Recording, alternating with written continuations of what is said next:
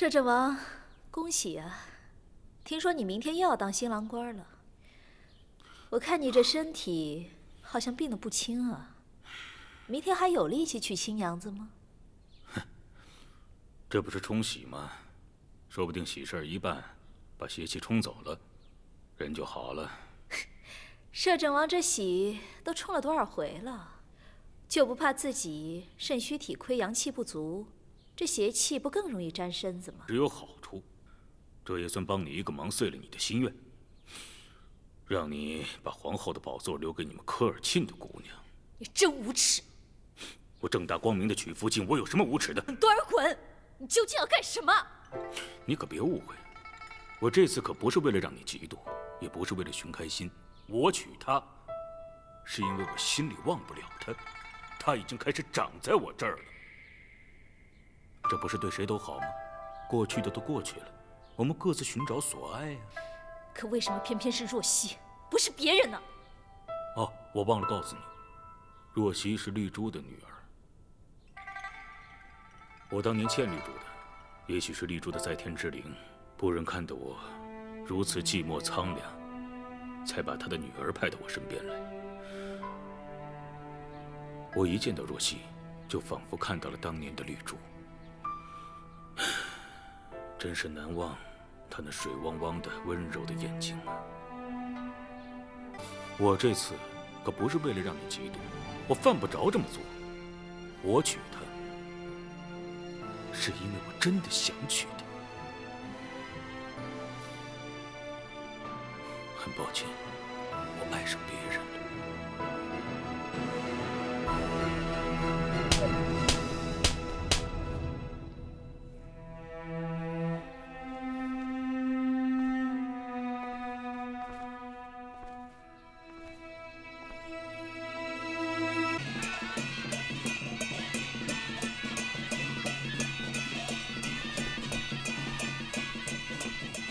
岳父大人，摄政王，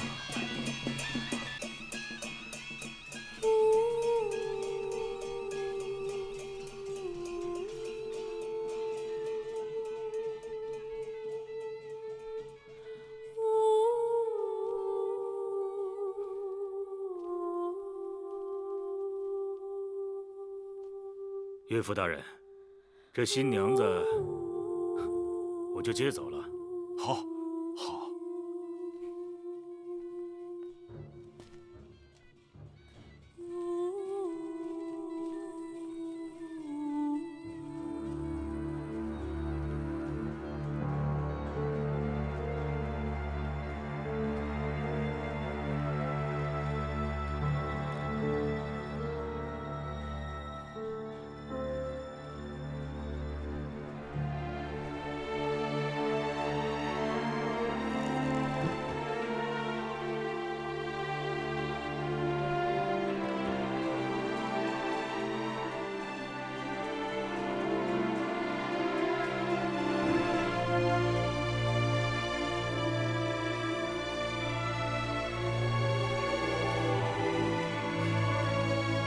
谢谢诸位，谢谢诸位。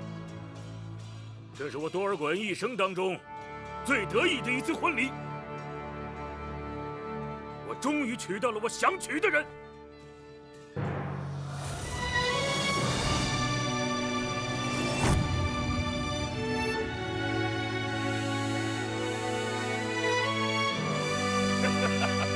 回府。起驾！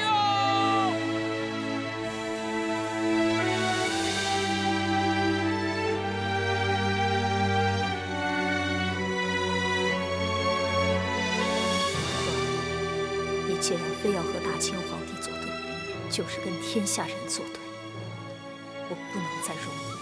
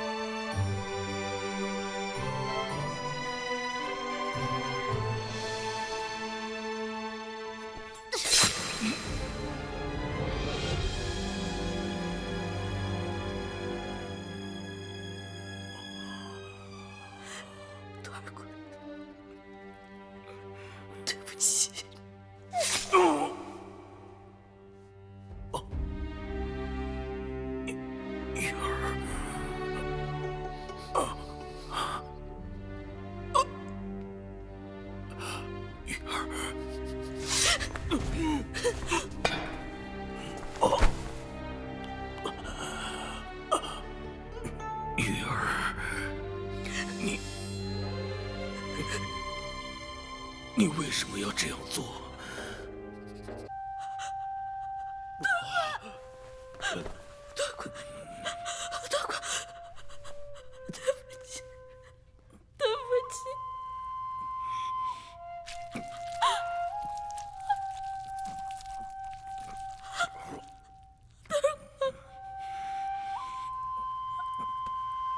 玉儿，你为我流泪了。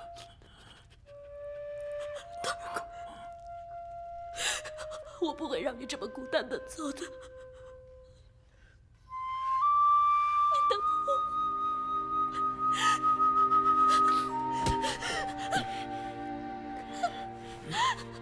你放开我，你拉着我，不，让我跟你一起走吧。不。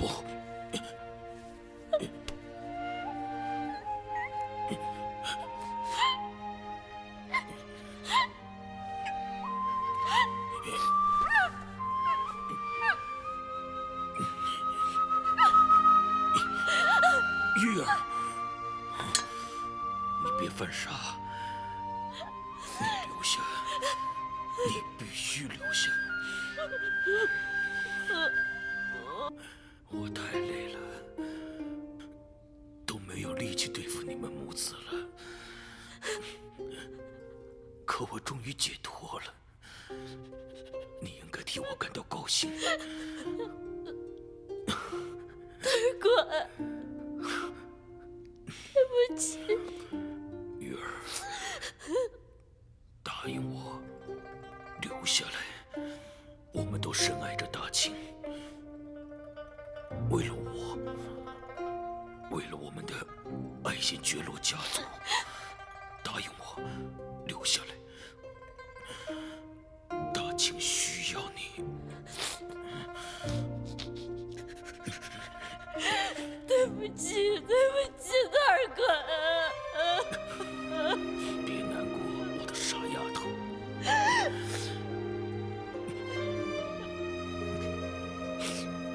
你真是我的傻丫头。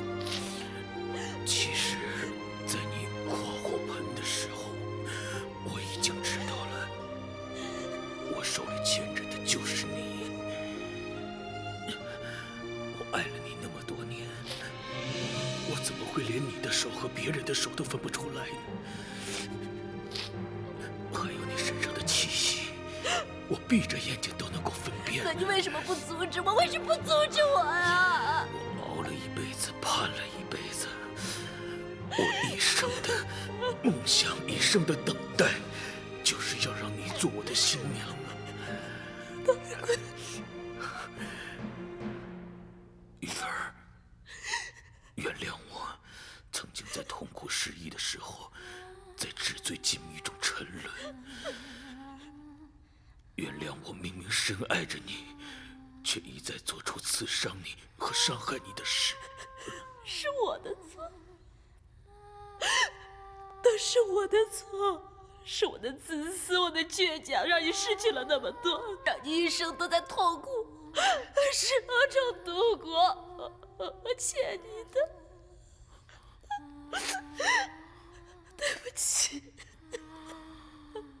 大哥，你别走，我害怕，你别走，我害怕，你别走。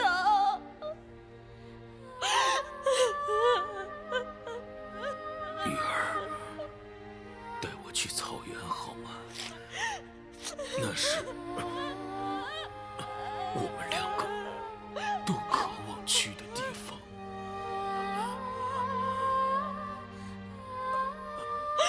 别走，我很害怕，我害怕，我真的很害怕。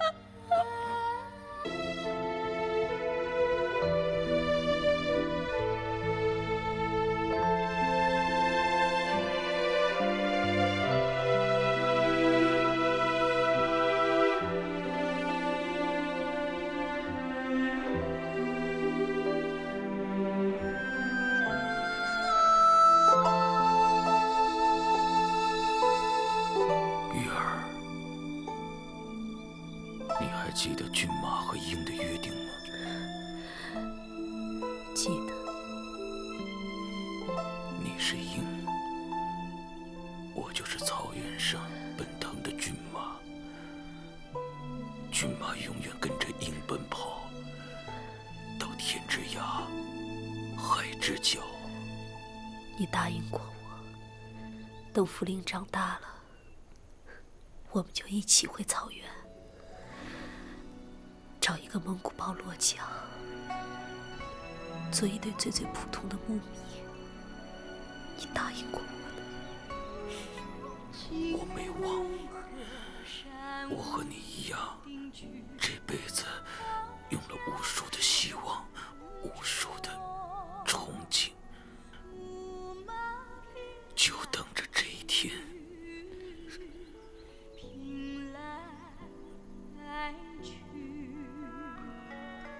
从前有缘已无数，天马金戈，镜中黄昏路，黄昏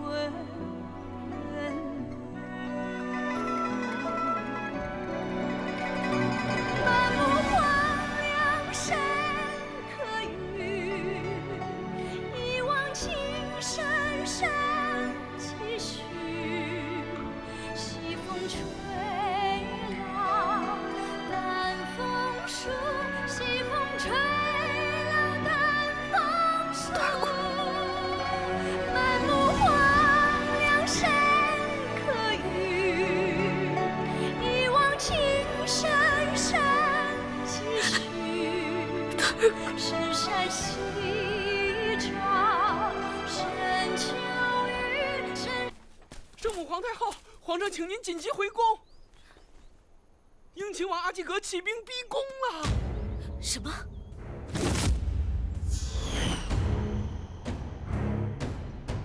惩治凶手，替摄政王报仇！惩治凶手，替摄政王报仇！惩治凶手，替摄政王报仇！惩治凶手，替摄政王报仇！惩治凶手，替摄政王报仇！替摄政王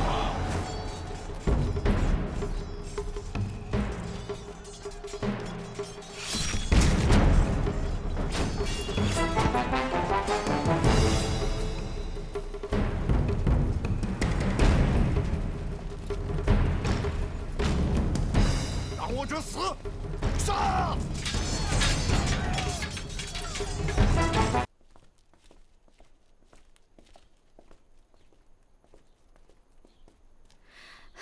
曼达海，我知道你对摄政王忠心耿耿，你可以怨恨我，但是国难当头，倘若多尔衮还活着，他也不会同亚基格造反。我需要你站在我这边。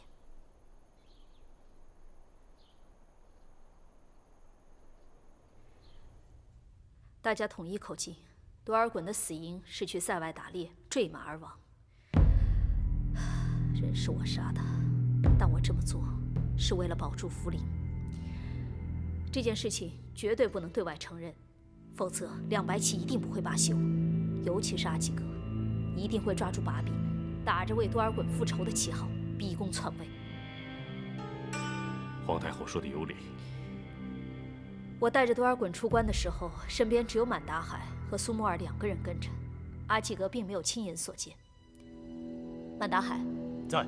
你速去瑞亲王府，指示所有人不要乱说话，然后带着几位福晋到太庙来守灵。这。阿比隆，臣在。你迅速差人置办一口最好的棺木，运到太庙来，直接装殓，千万不要让其他人，尤其是阿基格看到多尔衮的尸体。臣明白。郑亲王，你调动京城所有的兵力，不惜一切代价给我镇压阿基格。阿基格是一介武夫，并不可怕，可怕的是两白旗。多尔衮手下那些大将，并不一定全都听阿基格的，所以要想尽办法给我分化。如果阿基格非要闯入紫禁城，那就先让他进去，然后关门打狗，务必把传国玉玺给我夺回来。无良府，你速去瑞亲王府、景王府，传我旨意，叫博若尼堪来为摄政王抬棺，然后通知在京的所有贝勒王爷，稍后全到太庙来守灵。这。郑亲王，等你控制好局面以后，我会出面，按照国葬的规格来厚葬多尔衮，给他应该有的尊重。后续的事情我会摆平。臣明白。好了，大家分头行动吧。这就是挖地3尺。给你把福临的臭小子给我揪出来！出发！跟我走！这。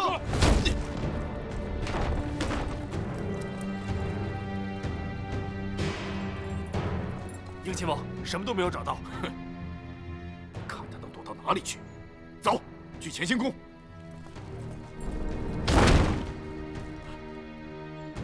怎么回事？快开门！谁在外面？开门！开门！把门打开！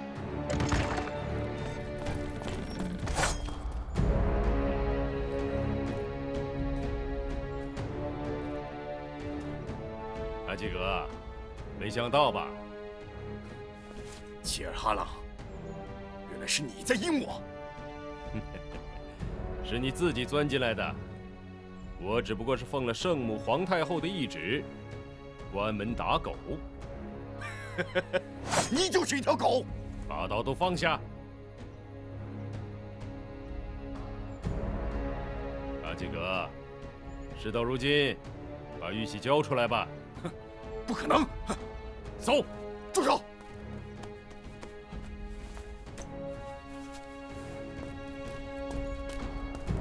王爷，传国玉玺。别动！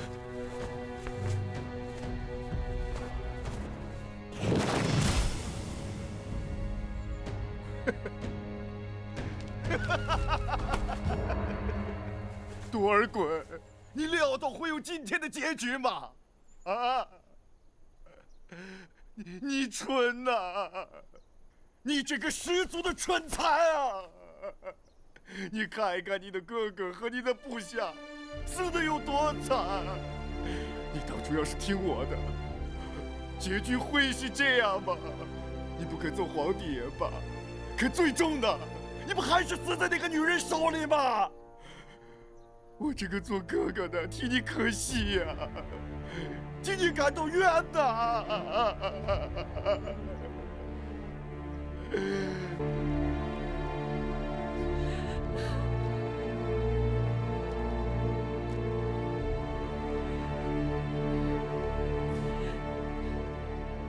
圣母皇太后，两白旗大臣要求追尊多尔衮为承敬义皇帝，并且享有庙号。怎么可能？开什么玩笑！追封多尔衮为皇帝，那朕算什么？那皇阿玛算什么？臣也觉得不妥。君臣有别，不能逾越。他多尔衮就算是有盖世之功，他也只是个臣子的身份。亮白旗这帮大臣真是混账，混账！他们一个个自以为是什么东西，竟敢要挟朕，可恶，实在可恶！傅离，多尔衮是为你死的，多尔衮是死在我们母子手上的，人都死了，你还跟他计较什么呀？亮白旗为他讨名分，那就给他呀。皇额娘，这也太没道理了，太过分了吧？这是对我、对皇阿玛的侮辱。10多年都忍过去了，什么过分的事情你没忍过？这是最后一次，这皇帝的头衔本来就应该是多尔衮的，你皇阿玛和你2代人都欠着他。皇额娘，您这话是什么意思？难不成到现在您还和多尔衮站在一条线上？你给我记着，我今天答应亮白旗的请求，不是为了多尔衮，而是为了你。多尔衮人都死了，有没有皇帝这个名分对他还有什么意义？如果他真想当皇帝的话，他活着的时候早就登上那把龙椅了。傅离，皇额娘今天实话告诉你，这10几年来，不是你在忍多尔衮，而是多尔衮在忍你，在忍我们母子。现在，亮白旗所有大臣都跪在太庙门口，你打算怎么做？一个个将他们全杀了吗？稍微有点脑子的人都应该清楚，此时此刻更多的杀戮只会让矛盾越来越激化。你可不要小瞧了亮白旗，你也不要小瞧了多尔衮这些年来扶植起来的势力。阿基格只是代表一小部分没有头脑的将领。你以为多尔衮死了，他的根基就动摇了吗？那你让我怎么做？答应亮白旗的要求，追封多尔衮。你没有别的选择。多尔衮一下葬，你就要亲政了。你要明白，如果亮白旗不支持你，你将会有多大的麻烦。一有不慎，多尔衮活着的时候未发生的政变，很有可能就会在他死后发生。整个大清的江山将经历一场前所未有的浩劫。南明政权还没有颠覆，各地的反清势力还在作乱。你掂量掂量，在这个时候，你能让八旗内乱吗？追封就追封，不光要追封，还要有气度，表现出应该有的悲痛。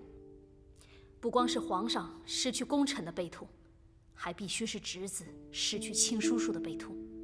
不是皇额娘在你14叔的灵前教你虚位，这是你亲政之前必须要做的事情，也是你走向成熟之路必须要学会戴上的面具。好，好。那我即刻下诏，给予多尔衮所有的尊崇，举国戴孝，文武百官扶倒哀哭，行了吧？我还带头哭，哭！我再写一篇悼文，赞誉我那伟大不朽的14叔，千古无量的至德丰功。皇额娘，这下您该满意了吧？亮白旗的那些混账也该满意了吧？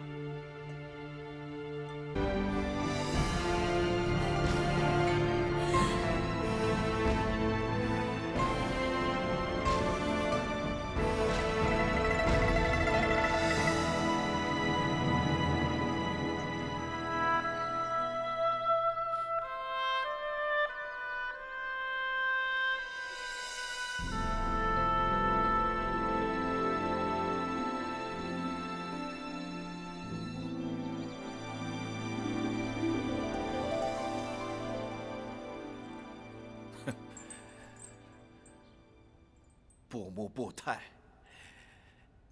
你这个臭女人！你就是个无情无义的贱人！你坑了多尔衮，你把多尔衮的一生都给毁了！你把我们爱新觉罗家的男人都给害惨了！哼，你这个蛇蝎女人！多尔衮为你放弃了一切。你去亲手把他给杀了，你会遭到报应的。布木布泰，你会遭到报应的。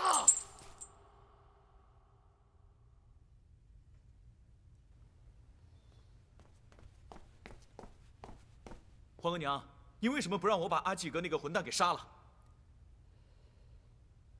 他无法无天，在牢房里破口大骂，什么难听的话都骂出来了。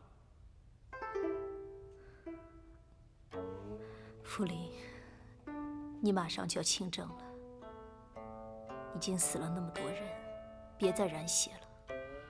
可他侮辱您，诅咒您，您忍得了，我可忍不了。阿济格已经被削爵幽禁，他所属的13佐里都已经归你了。现在他出了一条命，什么都没有了，他对你造不成威胁。得饶人处且饶人，阿济格再过分，他也是你的12叔，是你皇阿玛的亲兄弟，是你马法的亲骨肉。皇额娘现在什么都不想，吃斋念佛，只希望你当个好皇帝。我已经很努力了。来，傅林。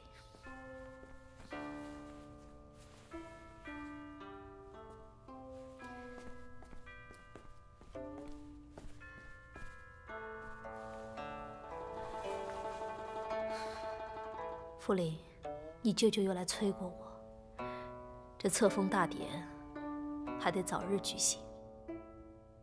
按照大清规制，皇上只有大婚之后才能亲政，所以这大婚不仅是娶皇后进门，也是你的成人仪式。那我就不娶了，也懒得亲政，反正有正亲王在。济尔哈朗只是代为摄政，这是个过渡期，你必须尽早把大权揽过来。济尔哈朗这回平定阿济格，叛乱有功，威望陡升。你不想一想，你这样长期不亲政会出现什么后果？难保不会出现第2个多尔衮。权力是把双刃剑，它既能让人披荆斩棘、建功立业，也能让人自我膨胀、专断横行。傅林，这把剑只有在你的手上，皇额娘才能放心啊。好，我答应您。但我求您一件事，让若曦做我的皇后。我知道您有您的顾虑，可毕竟这娶亲的人是我，要过一生的人也是我。傅林，我想和我心爱的人在一起，我不想我们的爱情被玷污，更不想任何人插足在我和若曦之间。那你知不知道若曦是什么身份？当然知道。他爹是翰林院编修李以谦。那若曦的母亲呢？若曦的母亲石绿珠是当年秋叶会的总头目，你皇阿玛差点好几次都死在她的手上。这样一个跟你皇阿玛有不共戴天之仇的人，他的女儿怎么能做大清国的皇后呢？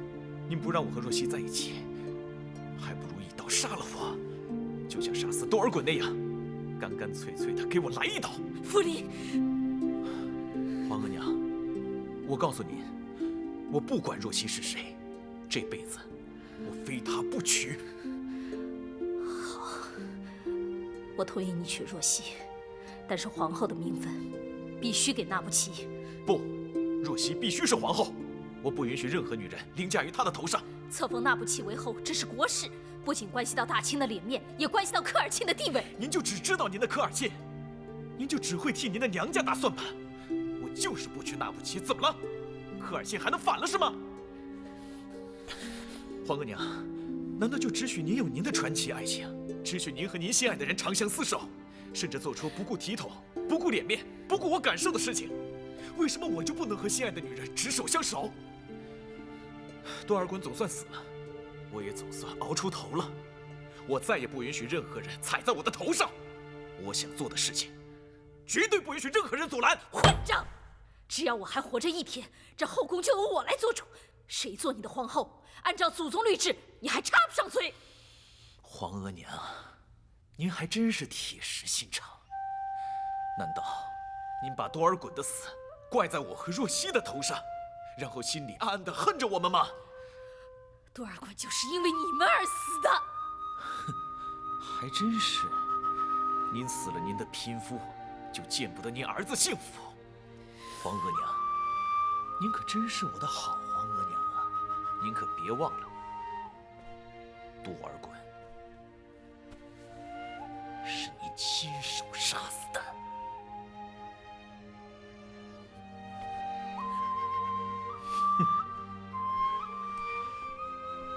傅离。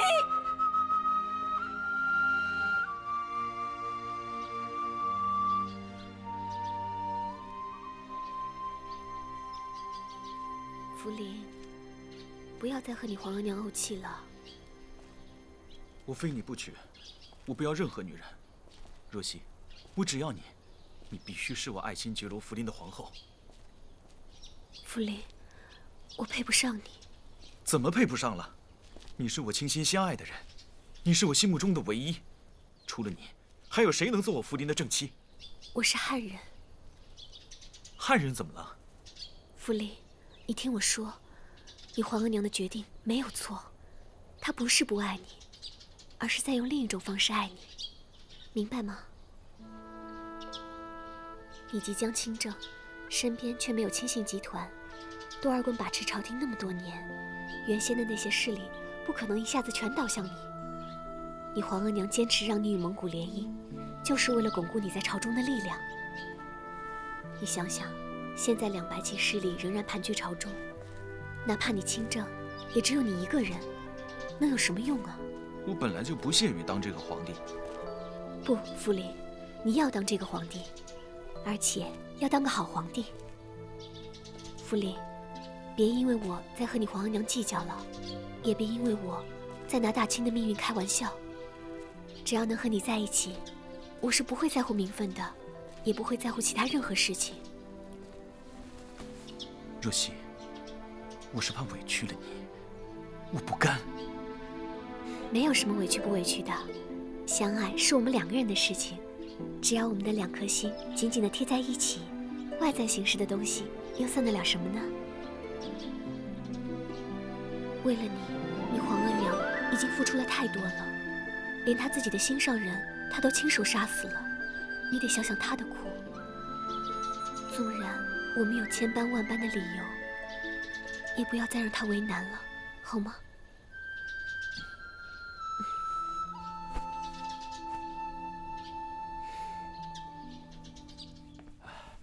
女儿，阿娃，有个好消息告诉你。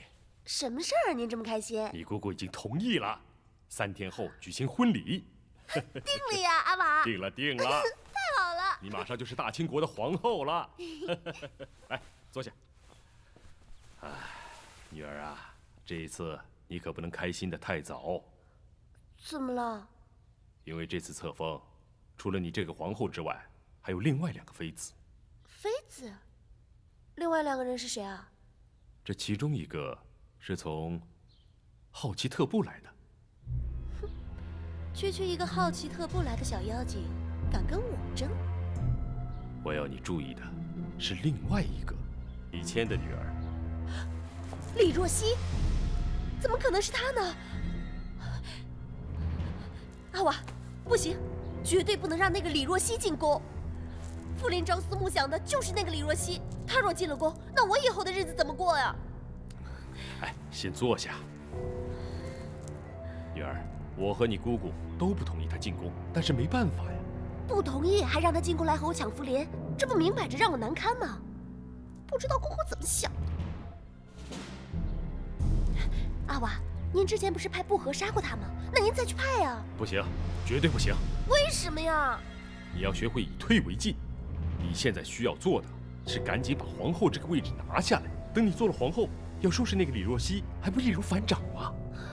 阿娃，您就派不和去杀他吗？好，那我就派人去杀。但是你要知道，如果一旦这个计划失败了，那你这个皇后的位置就做不成了。女儿啊，你要知道，这皇太后跟我都站在你这边。等你做了皇后，这整个后宫都攥在你的手里了。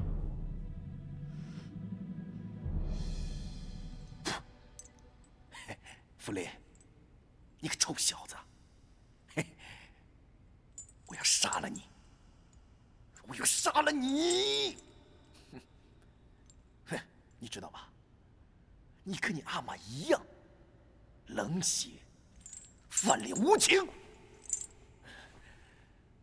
多尔衮，你看，你没有听我的话啊！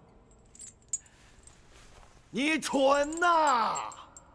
你养了半辈子，养了一只白眼狼，嘿，哎，别嚷了，别嚷了，耳朵都起茧子了，你这样嚷嚷能行吗？送饭的，你再多话，你信不信老子一把撕了你？你这么厉害，怎么还被关在这儿了？你眼前的是谁，你知道吗？我要是说出来，得吓死你呀！和硕英亲王，你听说过没有？我就是和硕英亲王。好了好了好了好了，和硕英亲王，今儿算你走运，赶上伙食，能，给你加俩菜。嘿嘿嘿，牛肉，嘿嘿嘿嘿，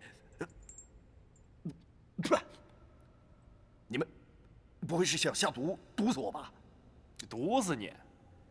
明儿皇上大喜，所有囚犯都跟着沾光。皇上大喜，大喜！哎，傅林那小子明天要成婚。是啊。傅林，哎，我的兄弟多尔衮还没有过丧期呢。你们这对狼心狗肺的母子，太狠心了，太狠心了！我要将你们碎尸万段，碎尸万段，碎尸万段！傅林，这是我们最后一晚看到宫外的月亮了。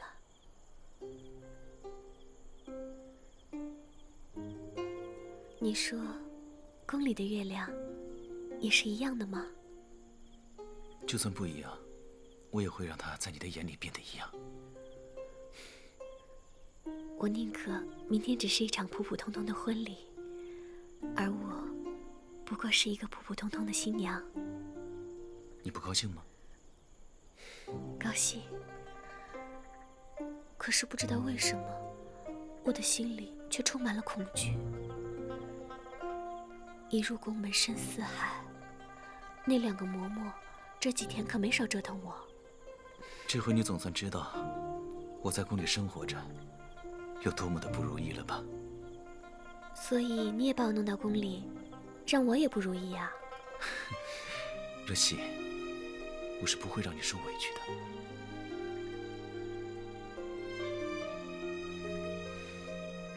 若曦，我没办法让你成为天下最尊荣的那个女人，我很遗憾。但一想到明天你就要成为我的妻子了，我还是很激动的。傅林，若曦，我们以后就再也不分开了，好吗？嗯。老天爷让我们吃了这么多苦，这么做就是为了让我们的心贴得更近，让我们更加珍惜和理解彼此。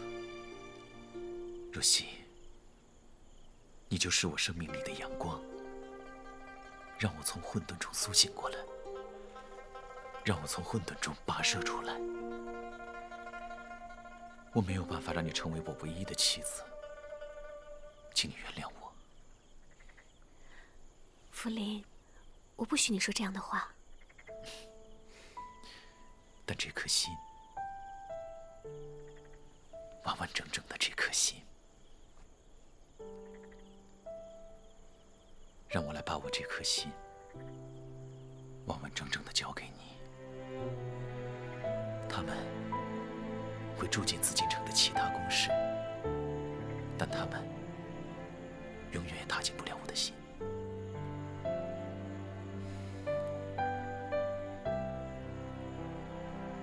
傅林，你回宫吧。我多么希望时间就这样停止，就停在今天晚上这月光下。若曦，你知道吗？今天晚上你有多美？不管10年后还是20年后，我都会记得今天晚上你的美。你以后不要看厌了就好。怎么会呢？这一生一世，入我眼的留我心的只有你的容颜。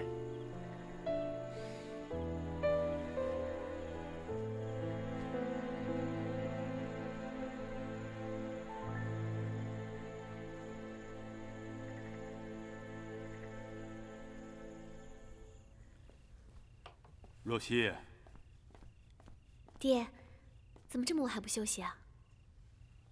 我有些话想跟你说。您请坐。哎，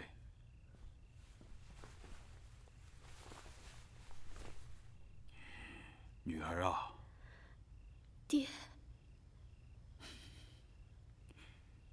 你明天这一走，爹不知道什么时候才能见到你呀。照本来，爹应该替你高兴，可爹这心里头沉甸甸的。我知道您心疼女儿。你明天入宫，爹真不知道是福还是祸呀。爹多么希望你嫁的是个门当户对的小伙子，是那能让爹心里踏实的年轻人呐。女儿啊，爹知道皇上爱你，可爹也担心他的这份爱会把女儿你给害了的。宫里头人事复杂，人心也莫测，你去了以后一定要多加小心，照顾好你自己。我知道。爹就你这么一个女儿，爹宁可什么都不要，只要你能平安、快乐，啊！爹。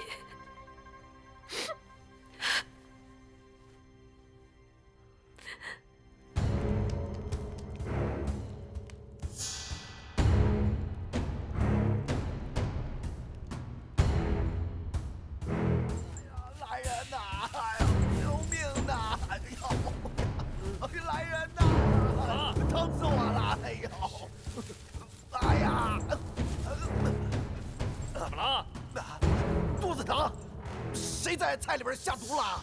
不可能！深更半夜，你别装疯卖傻，行不行？哎呀！喂，喂！哎，醒醒，醒醒！怎么了你？喂，喂！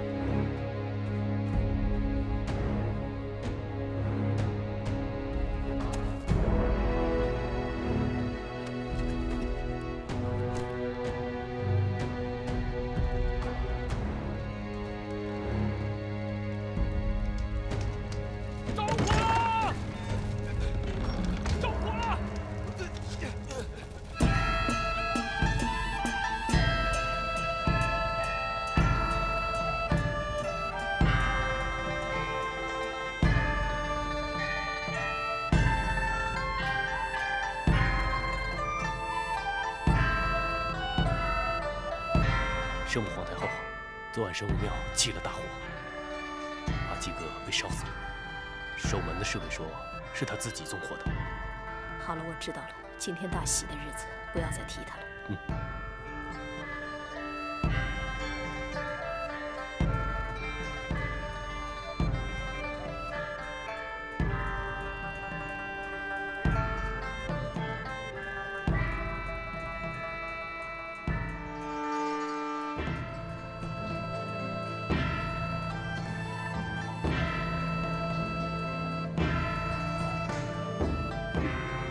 李若曦，你再怎么得胜中，你也只能从神武门灰溜溜的进来。我可是从大清门抬进来的。李若曦，我是不会让你有好果子吃的。敢和我争，你的羽毛还没长齐呢。哼！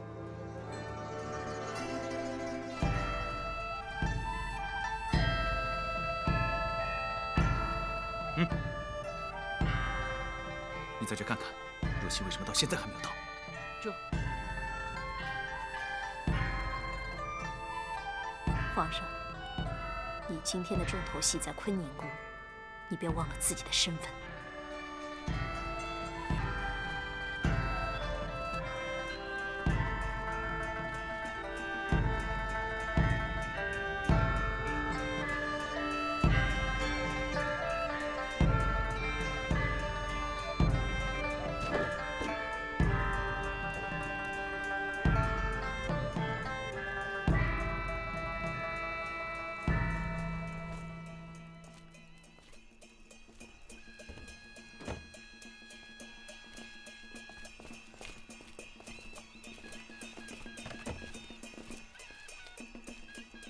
皇额娘，快进去吧。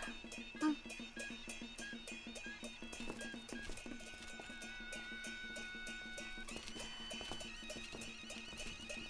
皇上，时间到了，该行礼了。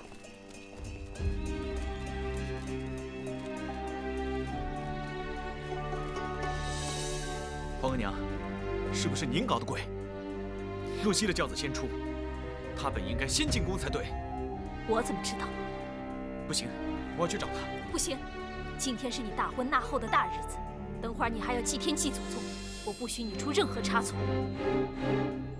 一拜天地，二拜祖宗。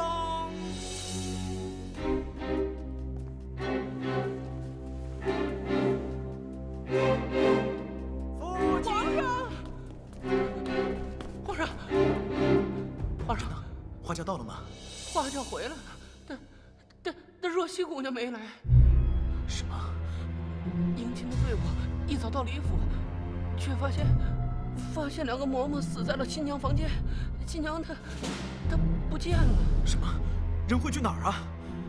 不知道，好像被绑架了。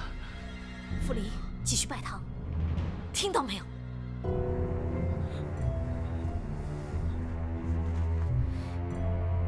你只狗奴才，这时候来捣什么乱？圣母皇太后饶命！圣母皇太后饶命啊！傅离，满大海，快去给我把皇上拦住！这，皇上，皇上，满大海，你干什么？皇上，请您回去。你滚开，滚开！多尔衮已经死了，你还要替他来管着朕，是不是？皇上，是圣母皇太后给卑职下的令，叫您回去。你别忘了，这紫禁城，朕才是主子。皇上，若曦被人绑架了，朕最心爱的女人被人绑了。你身为侍卫队长，不去救人，反而来阻拦朕，这到底是怎么回事？是不是这整件事情都是皇太后指使你干的？不是，绝对不是。滚开！若曦，若曦，若曦！皇上，若曦人呢？若曦人呢？我也不知道啊。若曦，若曦！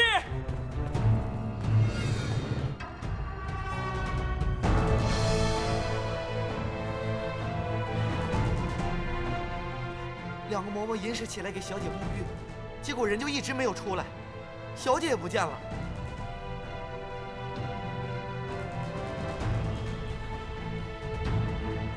电视剧《大玉儿传奇》讲述了孝庄文皇后从天真的科尔沁公主到大清太皇太后的传奇故事。我有幸被同时代最伟大的2个男人爱过，我不幸，因为我从始至终都无法主宰自己的命运。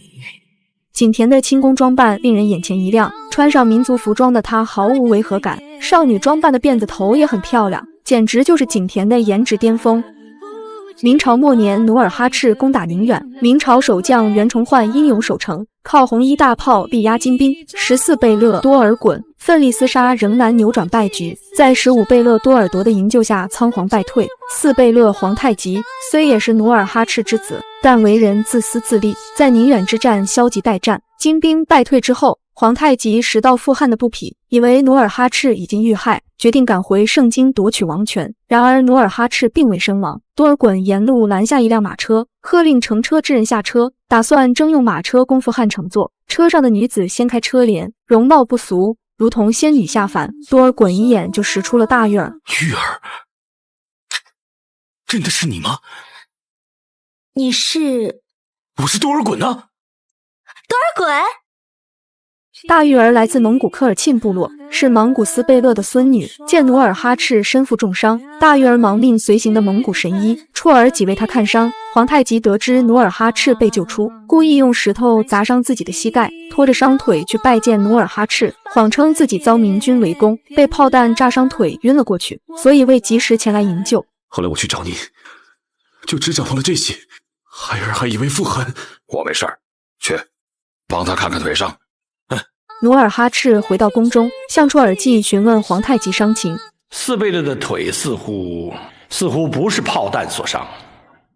哦，大汗您放心，4贝勒很快就会好起来了。性格耿直的多尔衮却还在为皇太极的腿伤忧心。算是他做好事了。海兰珠告诉了皇太极麝香枕头是奈木中送他的，皇太极当即就要将奈木中处死，不料海兰珠却出来替他求情。啊，他要害你，你还要替他求情？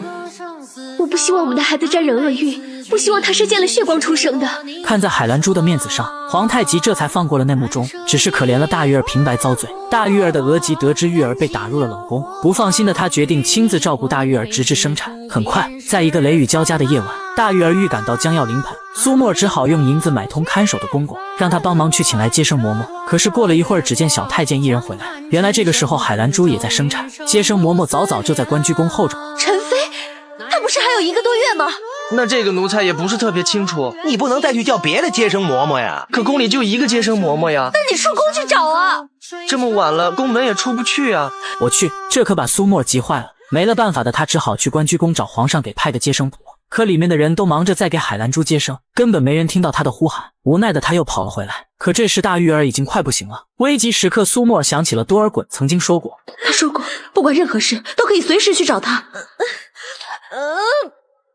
好，既然他皇太极不管你，那就让多尔衮来吧。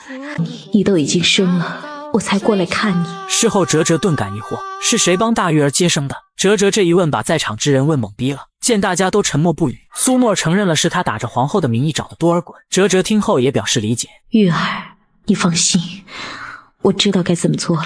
恰好这时，皇上身边的太监前来传旨，哲哲还以为是皇上要接大玉儿出冷宫了，然而传旨太监却是一脸的为难的说道：“传皇上口谕，景思宫所诞皇九子交由辛者库抚养。”大玉儿听后瞬间情绪激动，自己搭了半条命才生下的孩子，说什么也不会交给那苦逼的辛者库抚养。大家都纷纷求皇后能帮忙说情。一向为夫是从的哲哲也没想到皇太极现在变得这么冷酷无情，于是这次他决定硬气一回。他向皇上表明，既然冷宫不能养皇子，那就交给他来养。我一直没有给皇上生一个阿哥，不管皇上同不同意，这个九阿哥我是养定了。加上海兰珠的劝说，皇太极最终答应了九阿哥交给哲哲抚养。可是接下来发生的事情又让皇太极陷入头痛。这天，皇太极的好大儿豪格又开始唯恐天下不乱了。皇阿玛，您知道静思宫里的那个在生产的时候有谁在他身边吗？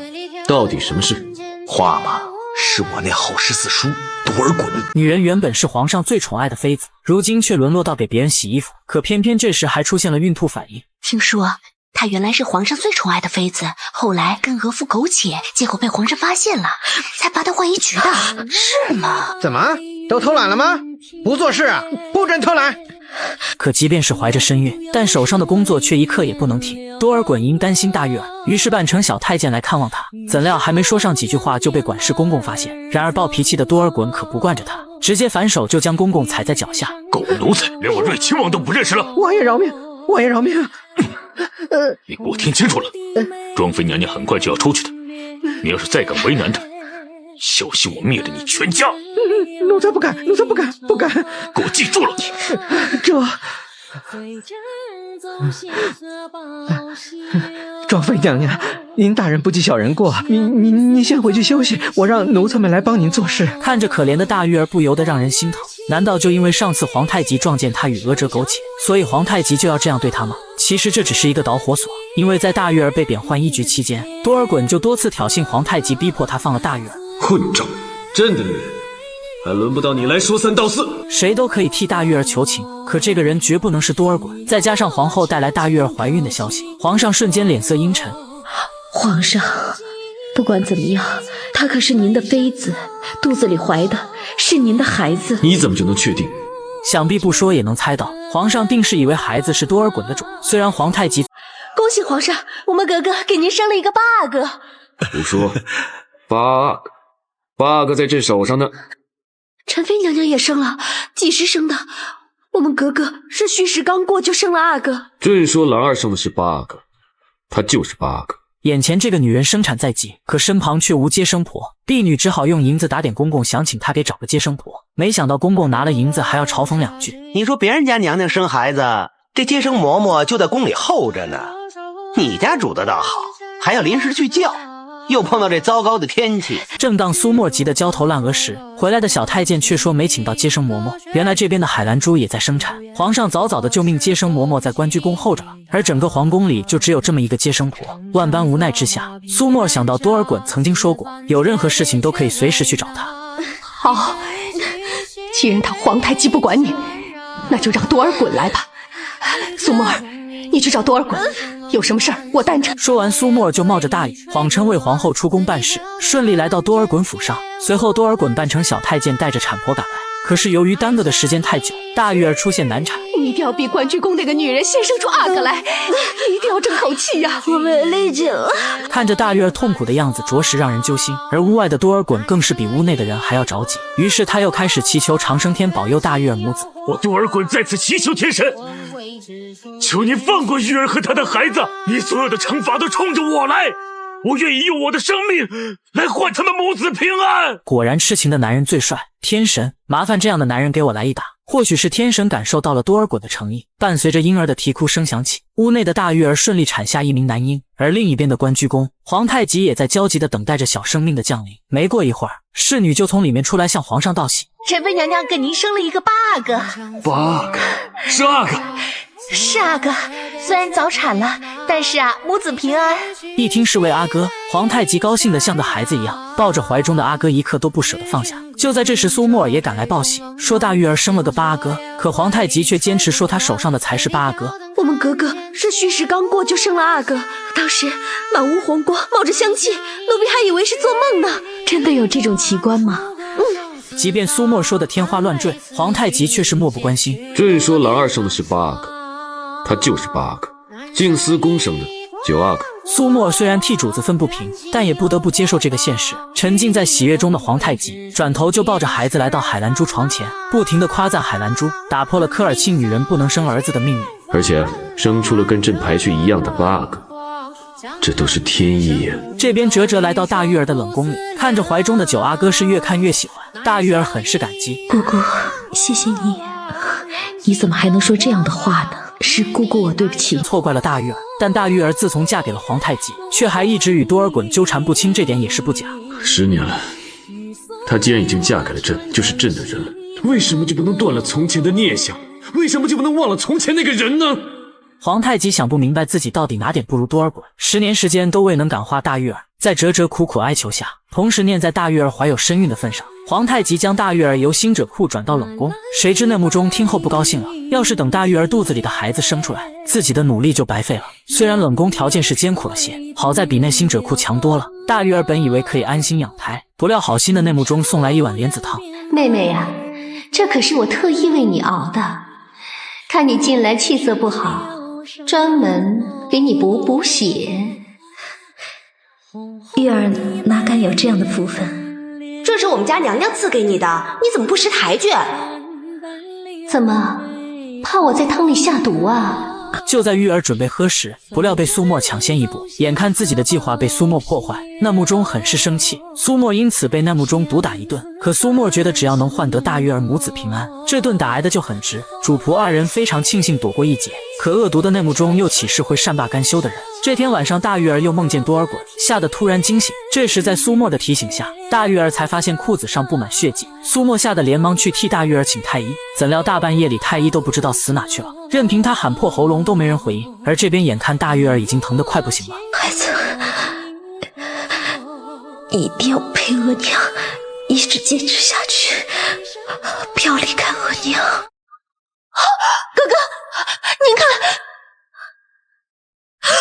两姐妹同时怀孕，可皇上每天只围着姐姐转，妹妹怀着身孕却还得在浣衣局当牛马，真是没有对比就没有伤害。可这还没完，为了体现对海兰珠的宠爱，皇太极特意把海兰珠居住的宫殿改名为关雎宫。关雎宫，皇上会不会……朕既然敢轰轰烈烈的爱你，朕就敢诚诚恳恳的待你。你可拉倒吧，男人的嘴，骗人的鬼！还记得你上次对大玉儿怎么说的吗？从现在起，我会让你成为世上最幸福的女人。以后我一定会让你开心。曾经对大玉儿信誓旦旦，如今有了新欢就忘了旧爱。这天大玉儿突然梦中惊醒，怎料低头一看，裤子上竟有大片血迹，吓得苏沫赶紧去找太医。可是他喊破喉咙也没人回应。好在大玉儿福大命大，母爱的力量使她支撑到了第二天早上，终于等到了哲哲带着太医赶来。可太医诊治了半天，始终找不出大出血的病因，只是说可能是饮食或是某种气味导致的。这时细心的龙格就用鼻子到处闻，不料还真让他闻出了异样。他拿着桌上的虎头枕，发现有特殊的气味，于是皇后又连忙找来太医确认，是麝香。麝香。众所周知，这麝香对于孕妇来说乃是禁忌。那么枕头里为何会出现麝香呢？原来就在前不久，恶毒的内幕中先是用堕胎药害大玉儿没害成，于是他又把魔爪伸向了同样怀孕了的海兰珠。他将带有麝香的一对虎头枕送给海兰珠，只是没想到海兰珠又将枕头送给了大玉儿。苏沫儿，这个枕头确实是海兰珠送来的吗？海兰珠因此成了背锅侠。不知实情的哲哲还是将此事告诉了皇太极。皇太极听后只觉得他们是在针对海兰珠，却全然没关心大玉儿现在身体怎么样。在大玉儿这件事情上，朕已经做到了最大的忍耐。朕充分的尊重你，不想跟你吵，但是若要牵扯到兰儿头上，朕就不答应。亏得大玉儿还要为这个男人生孩子，真替大玉儿感到不值。没良心的皇太极转身就跑到海兰珠这里求抱抱。不过还是好姐妹海兰珠有良心，她不在乎自己被诬陷，她只关心大玉儿。皇上您说呀，玉儿现在到底怎么样了？听说孩子差点没了。海兰珠听后愧疚不已，然而皇太极只是轻描淡写的说了句，就当是玉儿替你